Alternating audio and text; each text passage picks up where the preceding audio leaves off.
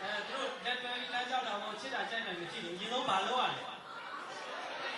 ဘာလို့ရလဲသိလားဟုတ်ရီးသားစကားပြောရတယ်လို့အခုကျွန်တော်ရီးသားစကားကော်မတီတယောက်ကိုပြောမလို့အဲ့ကြောင့်လည်းနားတော့ကြည့်ပါပြောပြီးသားလည်းကျွန်တော်ဖတ်ပြောလို့အားလုံးရှင်းပါပေါ့နော်